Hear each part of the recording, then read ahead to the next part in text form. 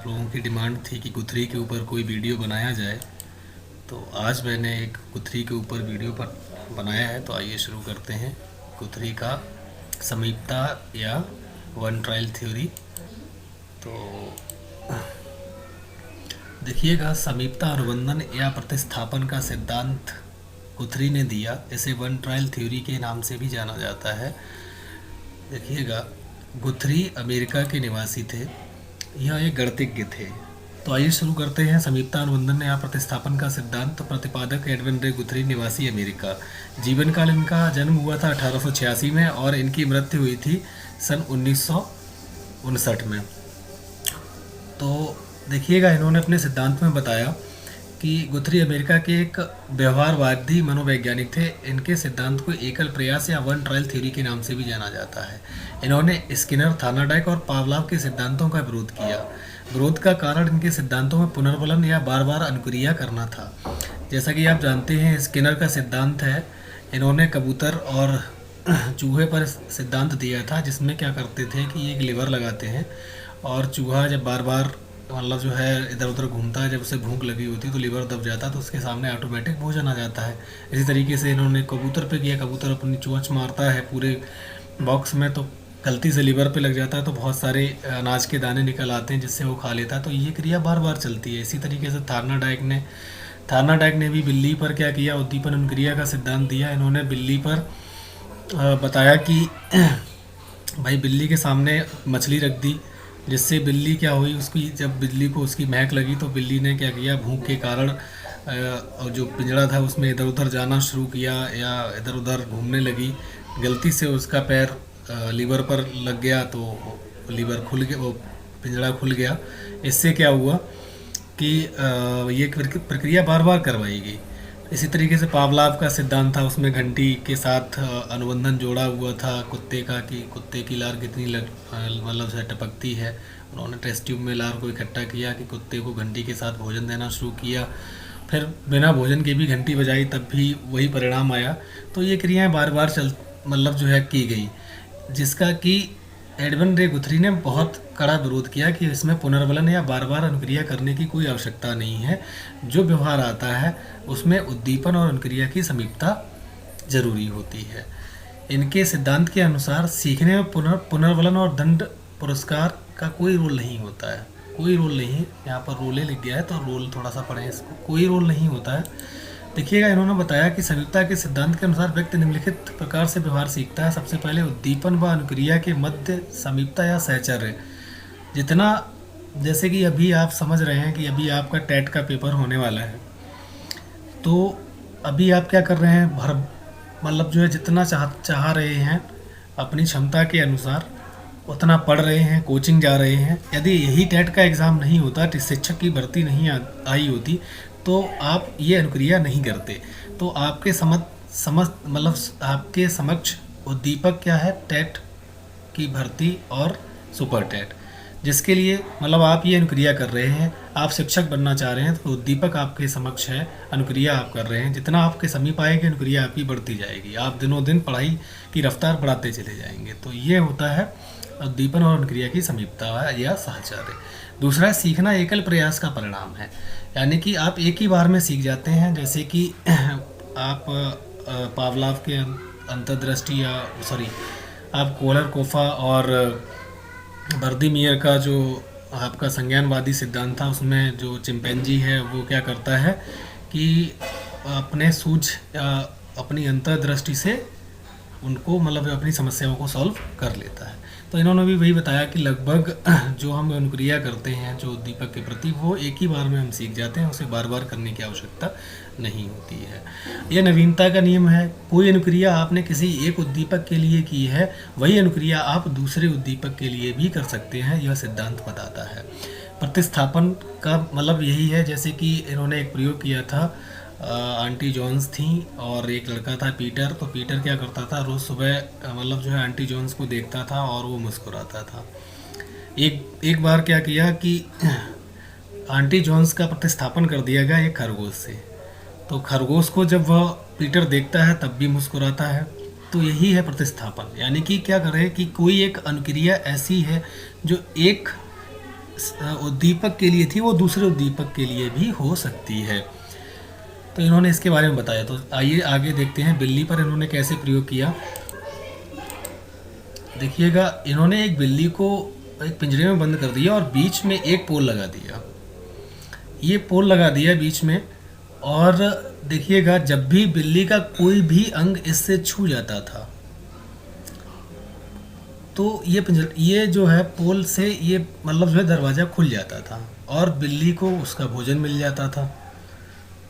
तो कई बार इसकी पूँछ, जब बिल्ली की अगर पूँछ छू जाती थी इस पोल से, तो वो पूँछ के माध्यम से क्या करता था कि दरवाज़ा खुल जाता। तो जब बिल्ली भूल जाती थी, बाई चांस उसका हाथ या पैर या उसका मुंह वगैरह इससे टच हो जाता था, तो वो उससे भी खुल जाता था।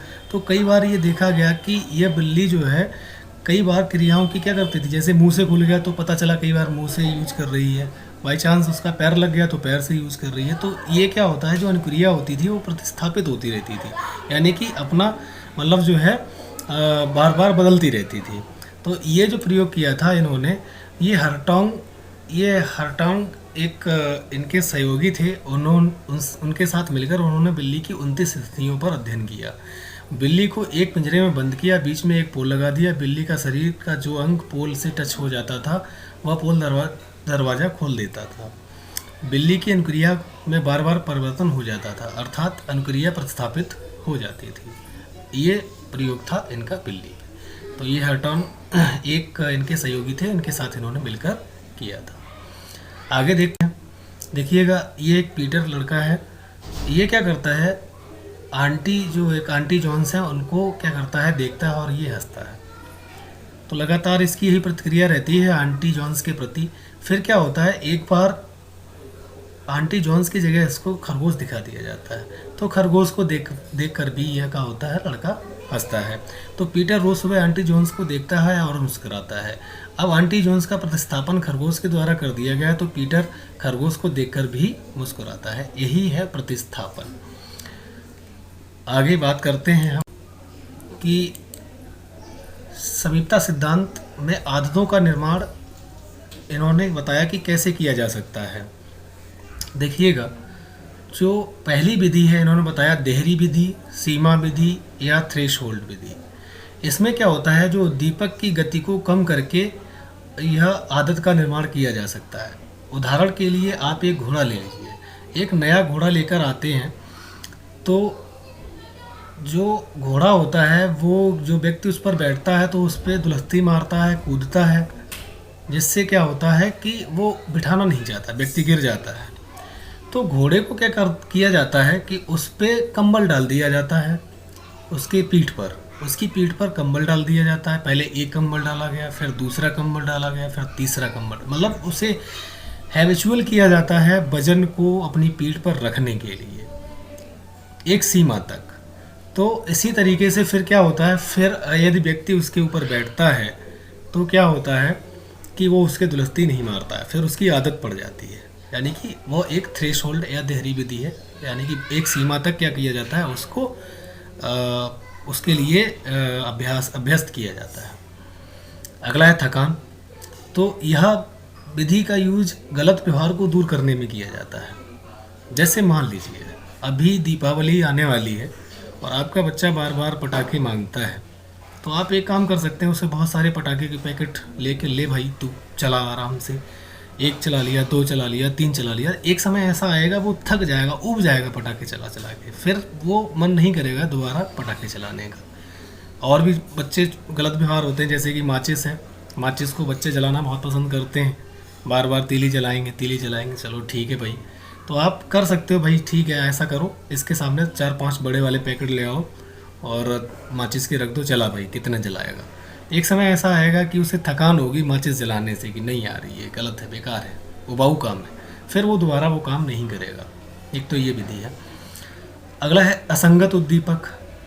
तो असंगत उद्दीपक कैसे है कि मान लीजिए कोई आप ही है, तो मान लीजिए कोई व्यक्ति है, वो रेलवे फाटक या रेलवे के पास रहता है, जहाँ से ट्रेन लगातार गुजरती रहती हैं। तो पहले तो क्या करता है वो, उससे पढ़ाई की अगर हम कहें बच्चे से, तो वो क्या करेगा कि नहीं भाई हमें पढ़ने में मन नहीं हो रहा, बार बार ट्रेन गुजर रही है। तो हम कोई ऐसा माध्यम ढूंढें उसकी रुचि का। मान लीजिए उसे कॉमिक्स पढ़ना पसंद है, तो हम क्या कर सकते हैं, उसको कॉमिक्स दे सकते हैं। तो वो क्या करेगा, वो ट्रेन की आवाज़ या किसी और डिस्टरबेंस की चीज़ें क्या होगा, उसको क्या कर देगा, अपनी रुचि की चीज़ में उसको वो ध्यान नहीं आएगी, वो उसको इग्नोर करेगा, उसे नहीं सुनाई देगा। जैसे कि आपकी पसंदीदा फिल्म हो और बाहर से कुछ भी लड़ाई झगड़ा हो रहा हो, तो आप क्या करते हैं कि वो आपके दिमाग में नहीं आती, क्योंकि आपका पूरा फोकस उस फिल्म के ऊपर होता है, आपको नहीं सुनाई देती ये चीज़ें। कुछ भी निकल जाए रोड से नहीं आपको पता चलता है, क्योंकि आपका पूरा और पूरा ध्यान रहता है उस मूवी पर। तो यही है कि हम कोई रुचिपूर्ण एक्टिविटी कराकर बच्चे को क्या कर सकते हैं, असंगत उद्दीपक से हम क्या कर सकते हैं, दूर कर सकते हैं, जो डिस्टरबेंस होता है उसको दूर कर सकते हैं। तो यही था समीपता का सिद्धांत या प्रतिस्थापन का सिद्धांत या वन ट्रायल थ्योरी। तो साथियों, उम्मीद करता हूँ आपको हमारा वीडियो पसंद आया होगा। यदि वीडियो पसंद आया तो वीडियो को शेयर, लाइक और सब्सक्राइब ज़रूर करें। और हाँ, बेल आइकन दबाना बिल्कुल ना भूलें, ताकि आने वाले हमारे वीडियोज़ के नोटिफिकेशन आपको मिलते रहें। धन्यवाद।